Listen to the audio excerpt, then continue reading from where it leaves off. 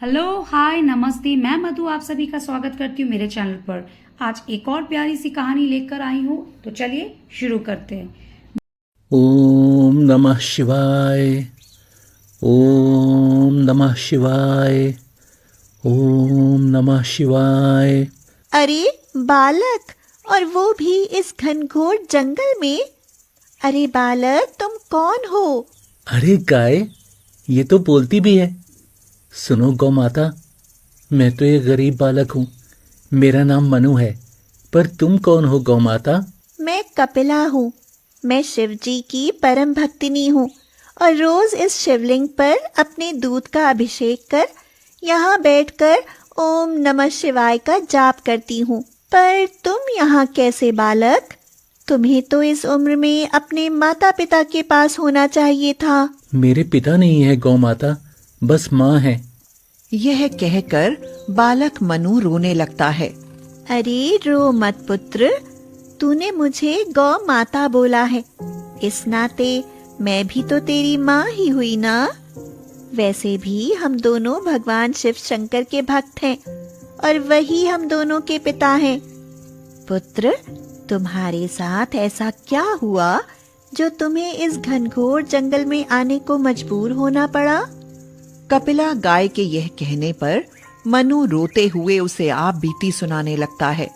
मैं कनकपुर गांव में अपने माता पिता के साथ खुशी से रह रहा था कि एक दिन अचानक ही मेरे पिता की मौत हो गई।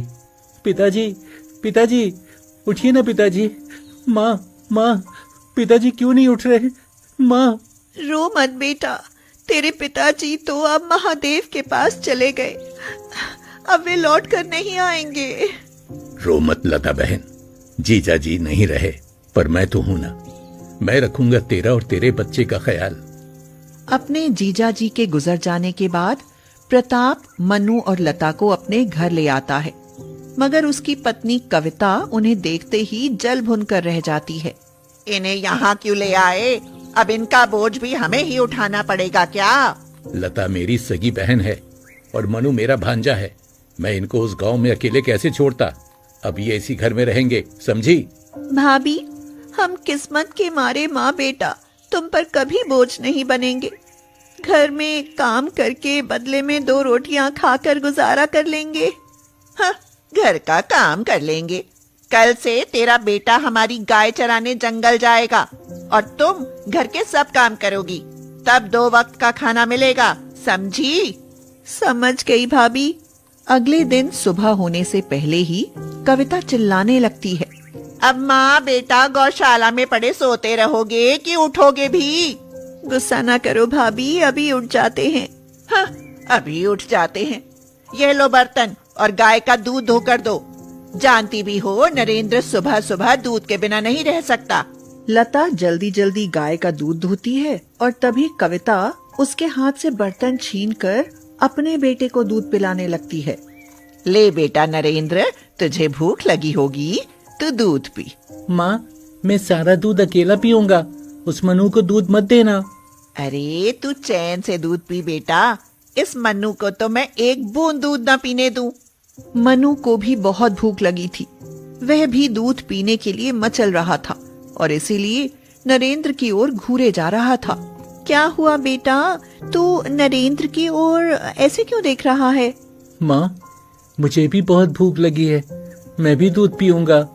भाभी, मेरे मन्नू को भी थोड़ा दूध दे दो। हाँ, थोड़ा दूध दे दो। मेरे बेटे के दूध पर बुरी नजर डाली तो तुम दोनों की आंखें फोड़ दूंगी। जो 2 वक्त का खाना मिलता है ना, उससे भी जाओगे। भूखे मरोगे, भूखे। हाँ। मनु को भरपेट खाना नहीं मिल पाता था और वह दूध पीने के लिए भी तरस रहा था। इसीलिए एक दिन वह जब गायों को चराने के लिए जंगल में ले जाता है तो सोचता है, बहुत भूख लगी है, अब भूख सहन नहीं हो रही। क्यों न इस काली गाय का दूध निकाल कर पी लूं? मगर जैसे ही वह गाय का दूध दूहने के लिए उसके निकट आता है, अचानक ही उसे अपनी माँ की एक बात याद आ जाती है। माँ कहती हैं चोरी करना पाप है, इसलिए भले भूख से मेरे प्राण क्यों ना निकल जाएं, मैं चोरी नहीं कर सकता। यह बात याद आते ही मनु गाय का दूध दूहना छोड़ उदास होकर एक पेड़ के नीचे बैठ जाता है। कितने दिनों से दूध नहीं पिया और न ही पेट भर अन्न ही खाया, बस पानी से ही पेट भरना पड़ रहा है। एक दिन लता गाय का दूध दूहकर मनु को दूध का बर्तन देते हुए कहती है, बेटा मनु, ये दूध का बर्तन अपनी मामी को दे आओ। ठीक है माँ।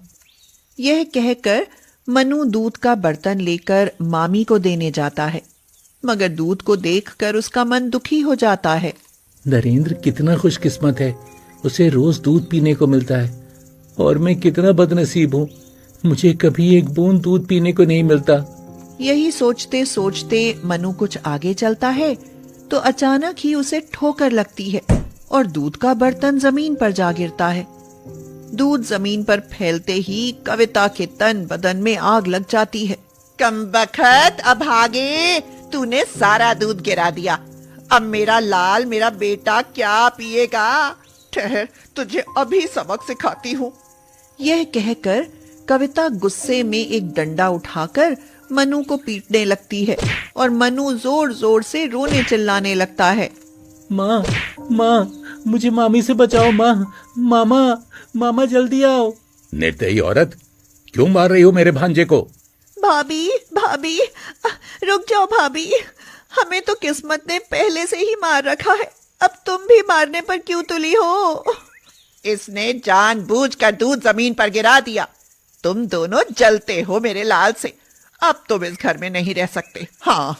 चुप कर बेदर्द औरत, अगर मेरी बहन और भांजा इस घर से गए तो मैं भी निकल जाऊंगा। हाँ, घर से निकल जाऊंगा।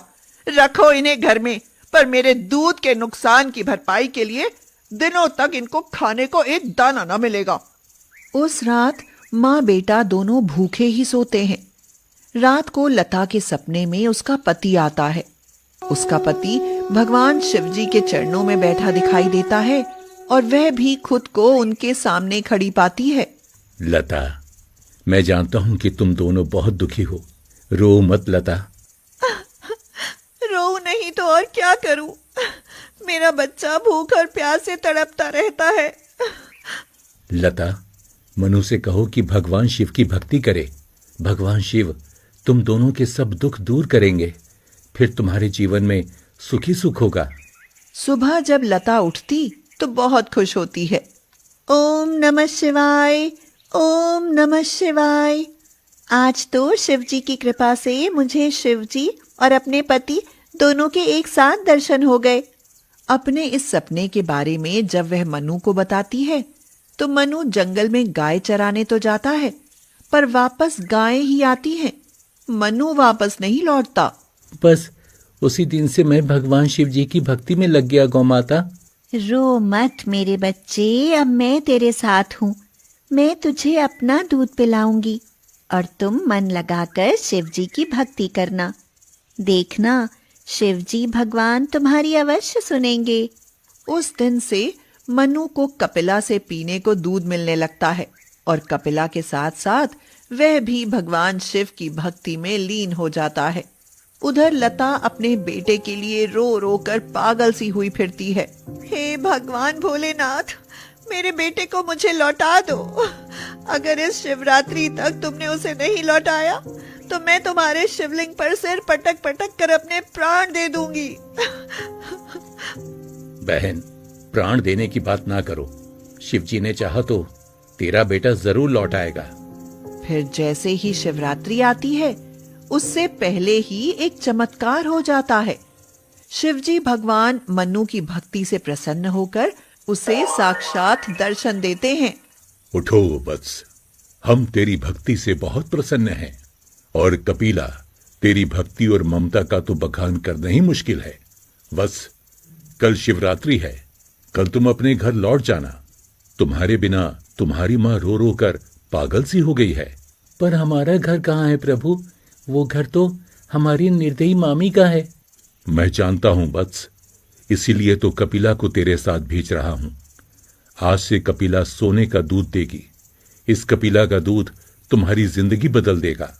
यह सुनकर मनु और कपिला बहुत प्रसन्न होते हैं। शिवजी भगवान उनको यह वरदान देकर अंतर्ध्यान हो जाते हैं। अगले दिन लता बड़ी आस्था से शिवरात्रि का व्रत रखती है और शिवजी की कृपा से मनु कपिला को लेकर लता के पास पहुंच जाता है। मनु लता को अपनी शिव भक्ति और कपिला की ममता के बारे में बताता है तो लता के मन में भगवान शिव के प्रति भक्ति और भी गहरी हो जाती है।